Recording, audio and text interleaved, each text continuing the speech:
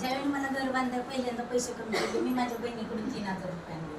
म्हणजे ते नातं टिकून राहतं. आता मुलांना त्या नात्याची किंमत नाही, पैशाची किंमत नाही, कारण भरपूर उच्च पगाराच्या नोकऱ्या आहेत मुलांच्या. पण शिवकृपेमध्ये आपण जर इन्व्हेस्टमेंट केली किंवा तुमचे जे थोडे थोडे थेंबे थेंबे तळेसाचं थोडेफार पैसे इन्व्हेस्ट केले तर तुम्हाला नक्कीच ते भविष्यासाठी उपयोग पडतो. आणि खूप एक कौटुंबिक जिव्हाळ्याचं नातं असं आपण निर्माण करू शकतो. त्याचं कर्मचारी वगैरे चांगले, त्यांचं तत्पर सेवा असते आणि सगळ्या ठेवी योजना ज्या आहेत त्या त्यांच्या अतिशय चांगल्या आहेत. म्हणजे महिलांसाठी तर खूपच उत्कृष्ट आहेत त्या.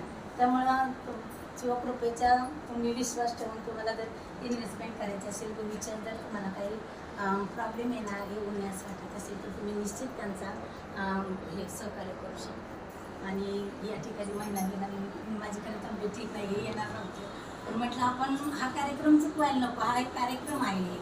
म्हणून मग मी सकाळी ठरवले की आपण काही करायचं आणि कार्यक्रमावर उपस्थित राहायचं. कार्यक्रमावर त्यांच्या सर्व सहकार्यांचं सरांचं विशेषतः फार आभार आहे.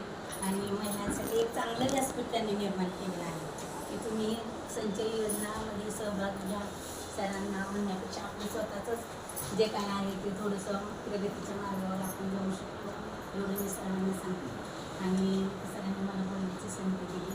सरांचे खूप खूप आभार मानते. संस्थेतील सर्व कर्मचाऱ्यांनी पदाधिकाऱ्यांना अधिकाऱ्यांना सर्व शुभेच्छा देते. सर्व महिलांना शुभेच्छा देते महिला दिनानिमित्त. आणि